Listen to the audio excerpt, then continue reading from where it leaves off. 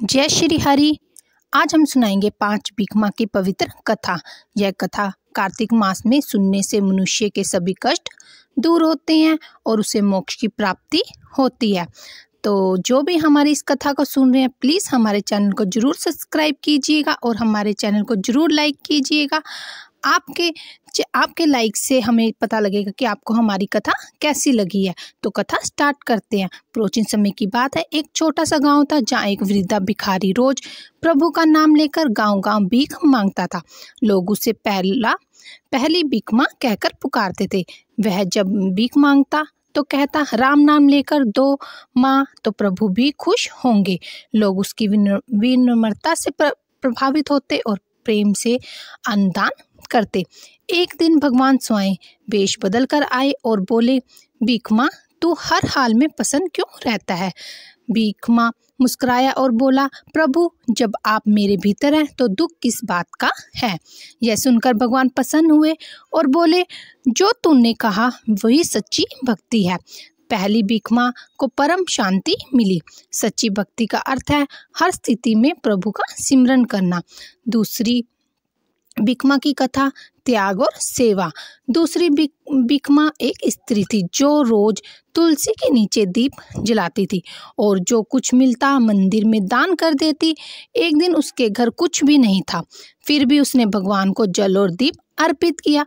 रात को उसने स्वप्न देखा कि भगवान ने कहा, तेरे दीप ने अंधकार मिटा दिया है, अब तेरे जीवन में उजाला ही उजाला होगा। सुबह देखा तो घर में अनाज का भंडार भरा पड़ा था। भक्ति में ना तो धन चाहिए ना समर्थ, केवल सच्चा मन चाहिए। तीसरी भीख माँ की कथा, विनम्रता का फल। तीसरी भीख माँ एक युवक साधक था जो हर किसी से प्रेम से बात करता। वह कभी भी किसी से कुट वचन नहीं के बार गांव के लोग उसका मजाक उड़ाने लगे थे। पर वह शांत रहा और बोला, जो हंसता है वह भी भगवान का दूत है, मुझे विनम्र बनाता है। उसके इस उत्तर से सबके मन बदल गया। गांव में प्रेम फैल गया। विनम्रता ही सबसे बड़ी पूजा है। चौथी भीख माँ की कथा, संकट में श्रद्धा। चौथी भीख माँ एक वृद्धा थी। उसका घर जलकर राख हो गया। सबने कहा, अब तू किस पर भरोसा करेगी? वृद्धा मुस्कुराई और बोली, जिसने दिया है वही फिर देगा। मेरा भरोसा प्रभु पर है।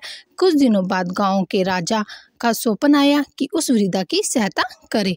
राजा ने नया घर बनवा दिया और सारा जीवन वृद्धा ने भगवान का नाम जपते बिताया। संकट में भी भगवान पर विश्वास ना टूटे, ये सच्ची श्रद्धा है।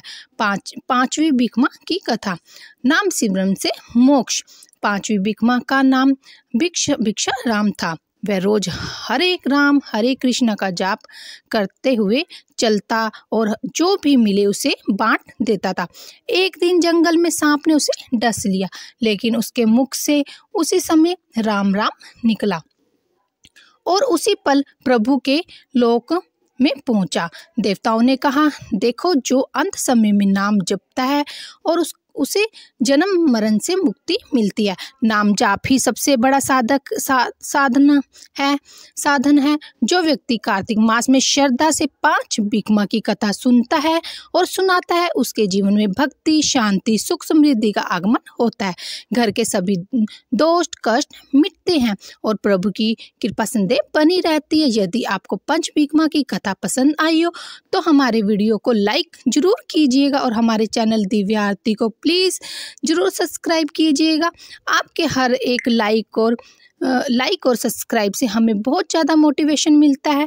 तो प्लीज़ हमारे चैनल को जरूर सब्सक्राइब कीजिएगा। और अगर आपको कोठी उमले व्रत की कथा भी हमारे चैनल पर मिल जाएगी, राई दामोदर की। जय श्री हरि, जय श्री राधे, जय श्री राधे। कमेंट में जरूर लिखिएगा। जय